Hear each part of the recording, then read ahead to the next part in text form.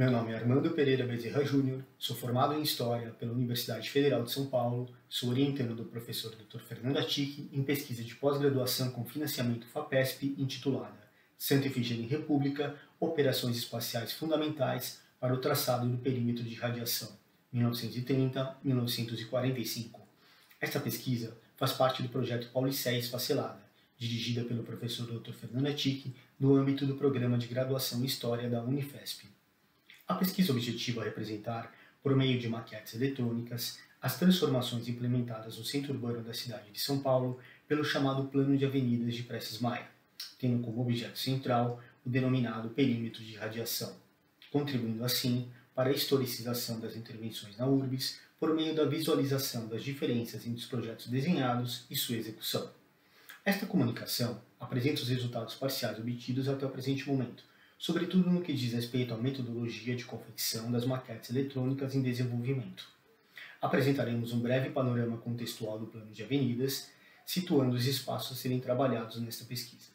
Em seguida, apresentaremos as fontes que têm subsidiado nosso trabalho e, por fim, a metodologia de desenvolvimento e confecção das maquetes, com destaque para a maquete do viaduto Dona Paulina e para a maquete do Congresso do Estado.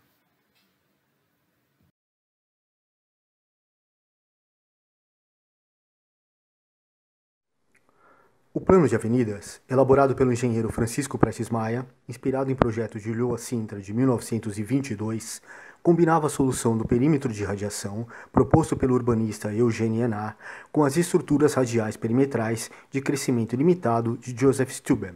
Maria Cristina da Silva Leme apontou que, do ponto de vista viário, o projeto pode ser dividido em dois componentes básicos, perimetral e radial. O sistema perimetral é composto por 3 anéis viários. O primeiro, envolvendo a área central, é denominado perímetro de radiação. De acordo com a proposta de Lhoa Sintra, seguida por Prestes Maia, o perímetro de radiação, principiando na Praça da Sé, seguia pelo alargamento da Ladeira do Carmo, atravessando o Tamanduá ATI na altura da Avenida Rangel Pestana. Seguiria pelo contorno do Parque Dom Pedro I, ladeando o Palácio das Indústrias, cruzando novamente o rio e atingindo o terreno destinado ao futuro mercado municipal. Por meio do alargamento da Rua Senador Queiroz, o circuito cruzaria a recém-alargada Avenida Conceição e desembocaria na Rua dos Chimbiras, cujo alargamento levaria o traçado até a Praça da República. Dali, seguiria pela diretriz da Rua 7 de Abril, prolongando-se em viaduto sobre o Largo da Memória, alcançando o Largo São Francisco e seguindo pela Rua Benjamin Constant até se fechar na Sé. O plano de avenidas, embora tenha conseguido ser implementado em pequenas partes nos anos finais da administração Fábio Prado, entre 1934 e 1938, teria sua instauração quase em sua totalidade com o próprio Prestes Maia, sucessor de Fábio Prado, na prefeitura.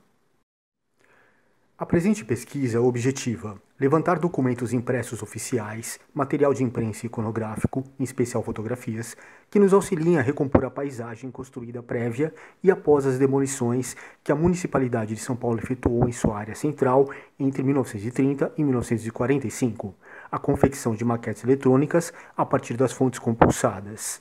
Empreender uma reconstituição tridimensional virtual de trechos arrasados da cidade para a implantação do perímetro de radiação, garantindo uma compreensão maior dos impactos das mudanças espaciais, as sobrevivências e uma aplicação didática.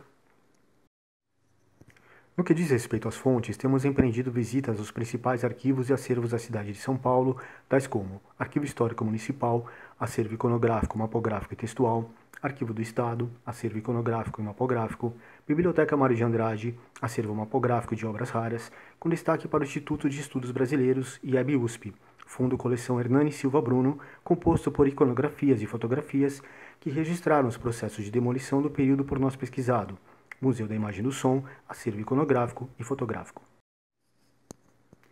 A seguir, apresentaremos a metodologia de confecção da maquete eletrônica do viaduto Dona Paulina, com o workflow de software utilizados, as fontes empregadas, o processo de modelagem e, por fim, a testagem comparativa da peça modelada e do edifício executado por meio de uma animação gráfica. O viaduto Dona Paulina foi construído na década de 40 e liga a Praça João Mendes à Avenida Brigadeiro Luiz Antônio. Trata-se de importante via de ligação inserido no eixo sul do perímetro de radiação.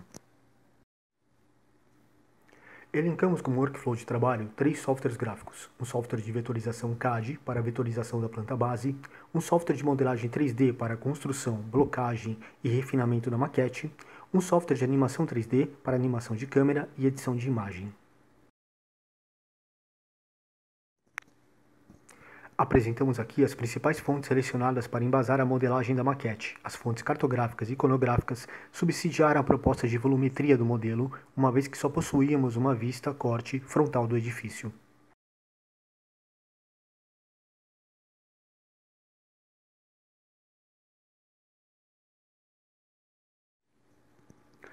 Após a primeira etapa de vetorização da planta base, empreendemos o processo de modelagem, blocagem e refinamento da maquete no software Rhinoceros 3D. Nessa etapa, nos valemos especialmente das fontes cartográficas e iconográficas previamente selecionadas, a fim de constituir a volumetria e detalhes do modelo.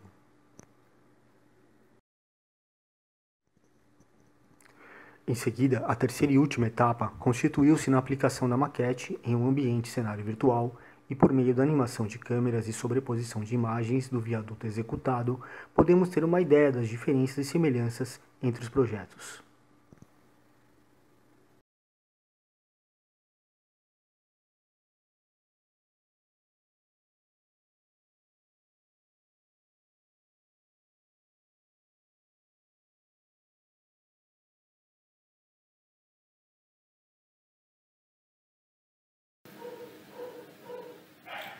Por fim, vamos apresentar o processo de confecção da maquete do Congresso do Estado.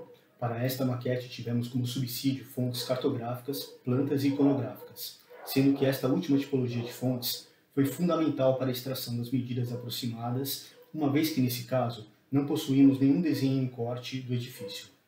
Com o auxílio da planta do Departamento de Desapropriações, foi possível encontrar uma medida para a fachada.